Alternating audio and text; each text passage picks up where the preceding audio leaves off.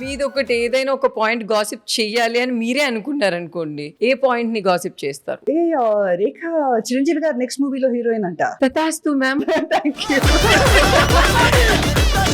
నేను చిరంజీవి గారికి చాలా పెద్ద ఫ్యాన్ ని. అందరూ మాట్లాడేసుకుంటే అది నిజమైపోతుంది. అందరూ మాట్లాడుకుంటే ప్లీజ్ నిజం అవుతుంది. Please please please please please. Celebrities అందరూ కూడా వాళ్ళకి వచ్చిన మనీని గోల్డ్ కొనడం కానీ, ల్యాండ్స్ కొనడం కానీ, లేకపోతే కొంచెం కొంచెం సేవ్ చేసుకోవడం కానీ అట్లా జరుగుతుంది. సో దాని మీద మీ ఒపీనియన్ ఏంటి మ్యామ్? అంతమంది రానివ్వండి, తర్వాత కూర్చొని చెప్తా. పార్ట్ 2 చేద్దాం ఎపిసోడ్.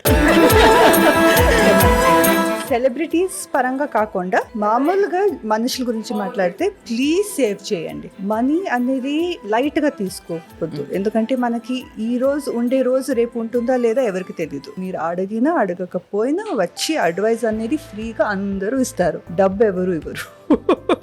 సో మీకు ఎంత వచ్చినా ఇంత అని ఒక పర్సంటేజ్ తీసి please start saving. A amount సంపాదించినా ఏ ఏజ్ లో స్టార్ట్ చేసినా సేవ్ చేయండి. అంటే చాలా మంది ఏంటంటే సేవింగ్స్ చేయకుండా వచ్చిన మనీని కదా. అంటే అందరికి ఏమవుతుంది, ఏమనుకుంటావు ఇప్పుడు సంపాదిస్తున్నావు ఇలాగే ఉంటుందిలే, ఫ్యూచర్ కి వెళ్ళినప్పుడు కూడా ఇంకా నాకు ప్రమోషన్సే వస్తాయేమో, ఇంకా సాలరీ పెరుగుతుందేమో, ఇంకా డబ్బులు వస్తాయేమో అని అనుకుంటారు. కానీ ఎవరు ఎక్స్పెక్ట్ చేయరు.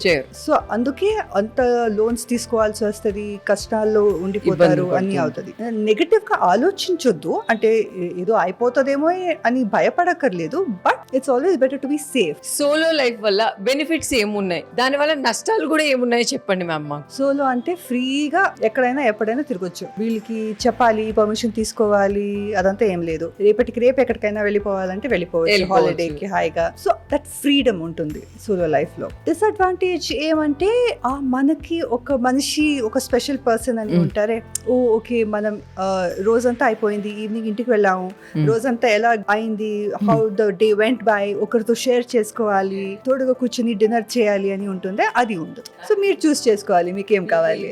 మీరైతే ఏం తీసుకుంటారు దాంట్లో? ఇప్పుడు ప్రస్తుతం ఫ్రీడమే కదా. మీకు వీకెండ్స్ లో చిల్లింగ్ మూమెంట్ అంటే ఏం చెప్తారు? మంచిగా నాకు ఏమేమి కావాలో అన్ని జంక్ ఫుడ్ తింటాను, నాకు ఏమేమి షోస్ కావాలో చూస్తాను, మంచిగా పడుకుంటాను. అంటే మనకంటూ నచ్చిన బ్రాండ్?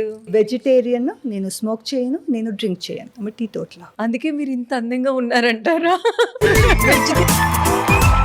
మీ మూవీస్ మళ్ళీ రిలీజ్ చేసే ఆప్షన్ మీకే ఇస్తే ఏ మూవీ చేస్తారు? ఆనందం ఫర్ షూర్. ఎంత మంది అడుగుతున్నారు తెలుసా, ఎక్కడ ఆనందం సాంగ్స్ వస్తే కింద కమెంట్స్ లో ప్రతి ఒక్కరు అడిగేది అదే, రిలీజ్ చేయండి రా బాబు, రిలీజ్ చేయండి రా బాబు.